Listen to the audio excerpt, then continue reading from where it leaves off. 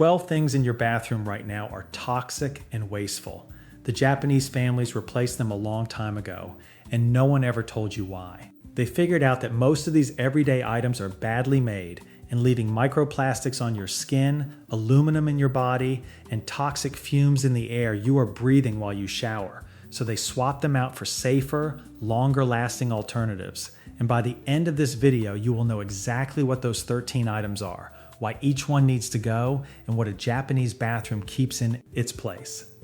The first item we will go through you most likely already used this morning. Number 9, you use to clean yourself, but it is one of the dirtiest objects in your bathroom. And the last one on this list is not an object at all. It is the single change that ends the entire pattern for good. The first one is the pair of bottles you reach for in the shower every single morning. Together, body wash and shampoo cover the largest surface of skin of anything in the room, and both carry sulfates that strip your skin, parabens that interfere with your hormones, and the word fragrance on the label, which legally hides chemicals linked to hormone and fertility problems. Both sit in warm plastic bottles that have been leaching into the product for months by the time you use them, and you apply the result directly to yourself every morning. A Japanese bathroom uses a nukabukuro, which is a small cotton bag filled with rice bran that gets rubbed over wet skin and leaves it soft, clean, and lightly moisturized without a bottle, without a foam, and without a fragrance. For hair, the traditional cleanser is camellia oil worked through the scalp before rinsing. Body wash as a category did not really exist before around 1980, and it was launched to replace bar soap because a liquid in a pump bottle lasted 3 weeks instead of 6, so you would buy it twice as often. The bottle was never really for you. It was for the shelf it goes back on. Right after the shower, you reach for the towel. You bought the set because the label said cotton and they felt soft in the package, and you have been rubbing them across your skin every morning for years. Most modern towels are actually a cotton and polyester blend, sometimes as much as half plastic, and the shedding starts on day 1, so every rub across warm, wet, open, poured skin transfers microplastics straight into your skin, which absorbs everything you put on it. A Japanese bathroom uses imabari cotton, and the certification standard for it is strict enough that a towel has to absorb water within 5 seconds of being laid flat on it to earn the label. Polyester was invented in the 1940s and blended into towels starting in the 60s because it was cheaper per pound than cotton, and it made the towel feel thicker in the hand at the shelf, and the towel you owned felt like cotton because it was engineered to feel like cotton without actually being cotton. Every morning and every night, you pick up a plastic stick topped with nylon bristles and put it in your mouth. Nylon bristles shed microscopic pieces of plastic into the warmest, wettest place in your body every time you brush, and the head is designed to be replaced 4 times a year per person for the rest of your life. A Japanese bathroom uses a bamboo handled brush with natural bristles, and the nylon bristled plastic version, was launched by DuPont in 1938. Not because it cleaned teeth better than the boar bristle brushes that came before it, but because DuPont had just invented nylon and was looking for household products to sell it in. That is the only reason the plastic toothbrush exists, and you have been buying a fresh one every 3 months of your adult life ever since. The Japanese have hundreds of small habits like this one that they have used for generations to keep their homes, their bathrooms, and their spending in good order. And I have put all of them together into a book over at thejapanesemethod.com. So scan the QR code on screen or click the link in the description to get your copy and start transforming your bathroom this week. Now look at the roll on the wall beside your toilet, because the next one on this list touches the most sensitive skin on your body, and nobody has ever told you what it is really made of. You use it every day, multiple times a day, on skin more permeable than almost anywhere else on your body, and you buy the soft brand because the cheap brand feels like sandpaper. You have been buying the same brand for so long that you do not even see the label anymore. Commercial toilet paper is bleached with chlorine compounds to make it that clinical white, and the softness comes from resins and lotions layered on after the bleaching is done. A 2023 University of Florida study found that toilet paper is a significant source of PFAS, the same forever chemicals now being pulled out of non-stick pans and food packaging, entering wastewater, meaning those chemicals are on the paper you use daily, on skin that absorbs faster than almost any other tissue you have. A Japanese bathroom uses a washlet, which is a bidet built into the toilet seat that cleans with warm water and dries with warm air. And even in older or traditional homes, the paper of choice is chirigami, which is unpleached and made in small mills from bamboo or rice straw. The paper is used sparingly, and only after the water has done the real work. Modern rolled toilet paper was patented in the United States in 1891, and chlorine bleaching became the industry default in the middle of the 20th century because bleached paper simply looked cleaner on the shelf. The softness treatments came in during the marketing wars of the 1960s between the two paper giants that still make most of what is on your roll today, and you have been applying industrial paper treatments to the most absorbent skin on your body every day of your life because those paper mills wanted their product to look whiter than the one sitting next to it. The next one is what you shave with every morning, and it came out of a bag of 10 that you buy at the drugstore without thinking. The blade dulled somewhere around the fourth shave, and you kept using it, and you nicked yourself under the jaw, and you told yourself the razor was fine because the razor is always fine. The blade is chromium-coated steel designed to lose its edge in about a week so that you buy the next pack, and a dull blade does not glide, it drags, and dragging causes micro tears in the skin that become the ingrown hairs and razor bumps that the same shaving companies will happily sell you a separate product to treat. The handle is plastic that will outlive you by 400 years, and roughly 2 billion of them go to landfill in the United States every year. A Japanese bathroom traditionally uses a kamasori, which is a single-piece forged steel straight razor that gets sharpened rather than replaced and lasts multiple generations of the same family. The modern equivalent is a metal safety razor, bought once, with replaceable double-edged blades that cost pennies and recycle as scrap steel. The disposable safety razor was launched by King Camp Gillette in 1901, and Gillette was the man who literally invented the modern consumable business model of giving away the handle and selling the blades forever. The fully disposable plastic razor came 74 years later, in 1975, when BIC realized they could sell you the handle and the blade every single time.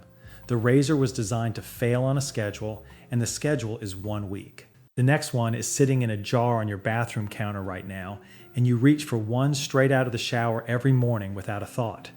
You grabbed a cotton swab and you put it in your ear, the way you have since you were a teenager, and the warning printed on every single box that says, "Do not insert into the ear canal," is a warning you have never once read. The swab pushes wax deeper into the canal rather than removing it, packing it against the eardrum and causing the exact impaction you were trying to prevent.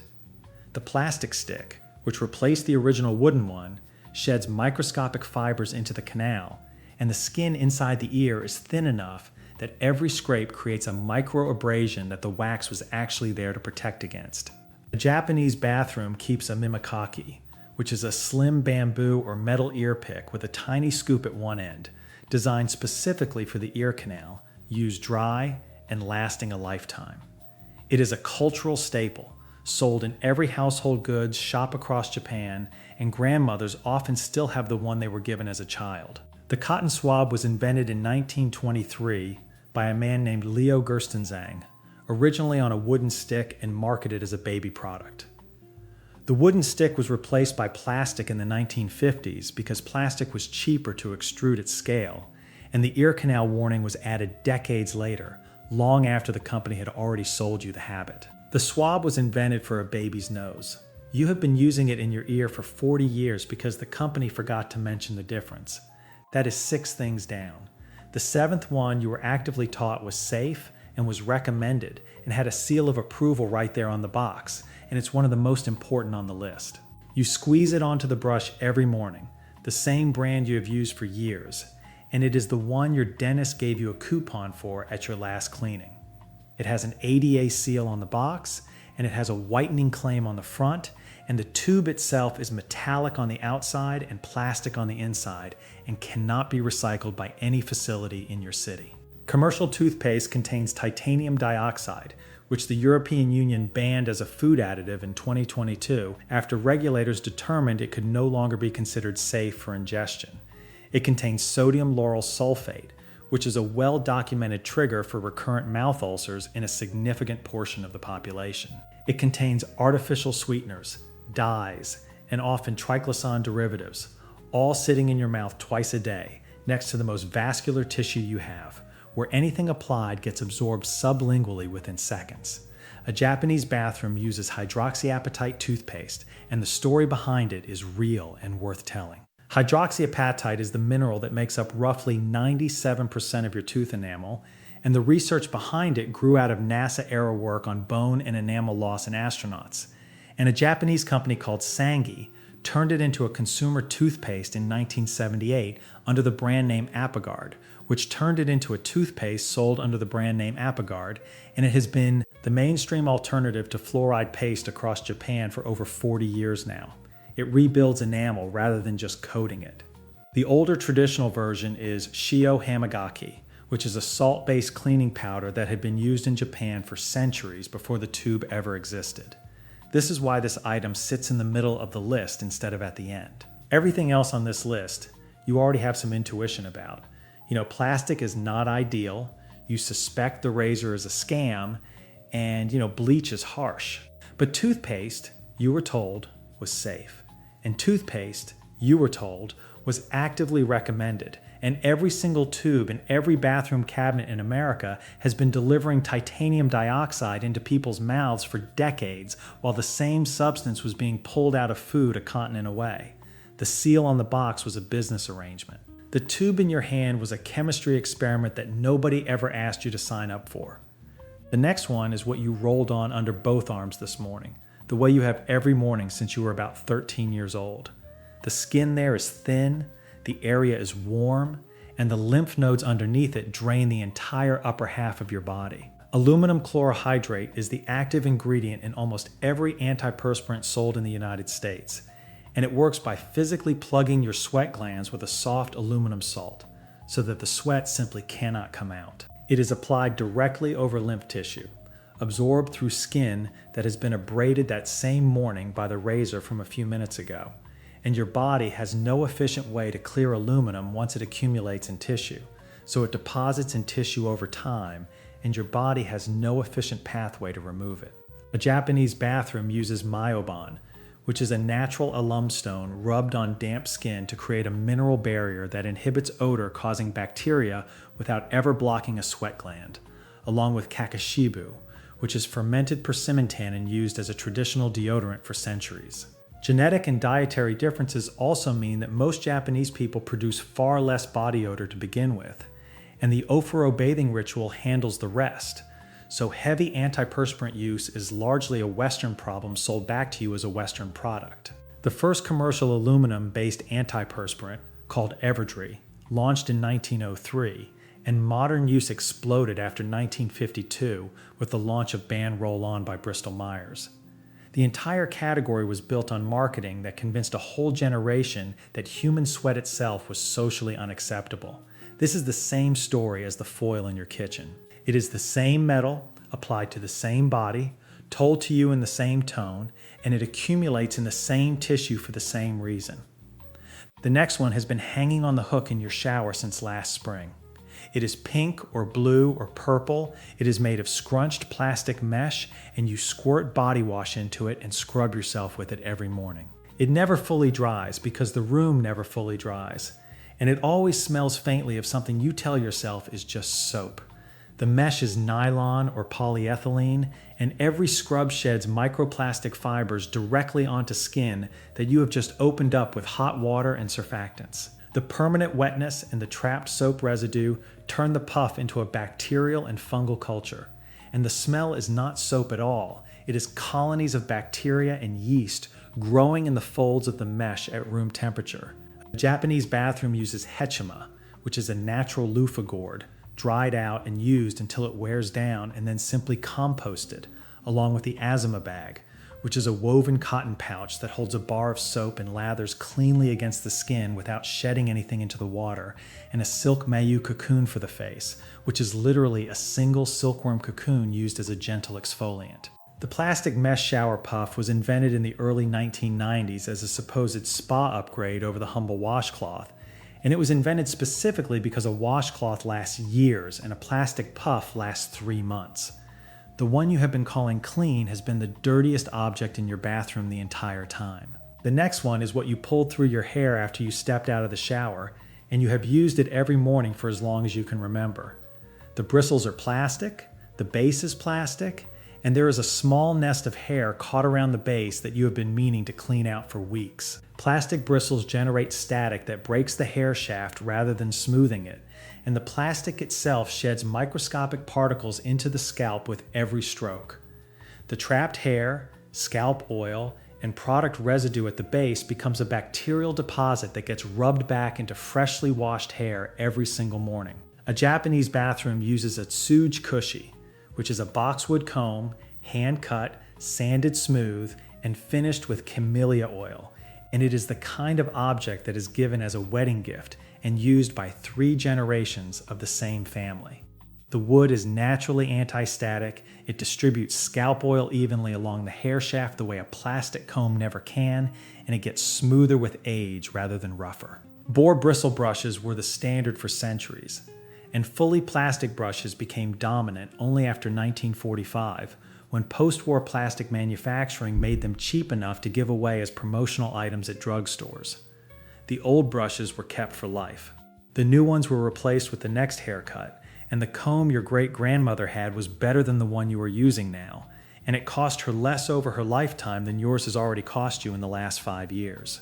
The next one is what you replaced 2 months ago because the old one had a black rim of mildew running along the bottom.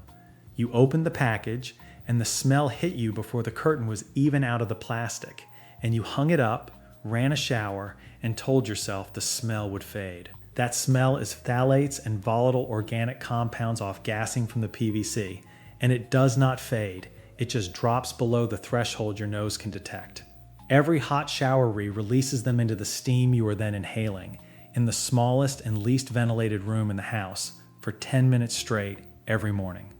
A Japanese bathroom does not use a shower curtain at all. The room itself is the wet zone, tiled and drained on every surface, with a low separation between the washing area and the ofuro soaking tub.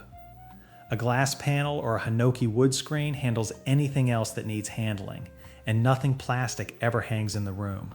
The PVC shower curtain was introduced in the 1950s, replacing the cotton canvas curtain that had done the same job for a century because PVC was cheap, waterproof, and profitable to manufacture in bulk. The mildew that ruined the cotton curtain in 6 months ruins the PVC 1 in 8, and the curtain was replaced for the manufacturer's benefit, not for yours, and the smell coming off the new one is the proof. The next one is what you cleaned the bathroom with last Saturday, the spray bottle under the sink with the blue liquid and the sharp smell that stayed in your throat for an hour afterward. You closed the door because the smell was strong, and you told yourself that meant it was working properly.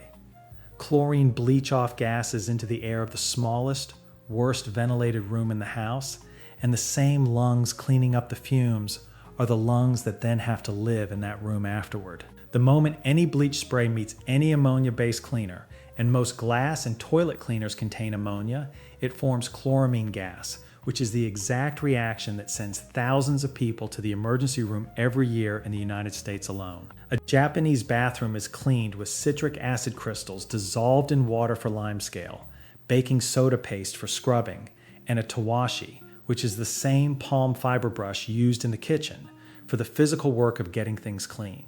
Nothing gases off, nothing reacts with anything else, and the bathroom is scrubbed clean rather than sprayed clean. Household chlorine bleach was commercialized in the United States in 1913 under the brand name Clorox, and it was marketed aggressively on the back of early germ theory to convince consumers that a chemically sterilized home was a healthy one. The bathroom spray as its own product category, with added fragrance and thickeners, came along in the 1970s to sell the same bleach in a more expensive bottle.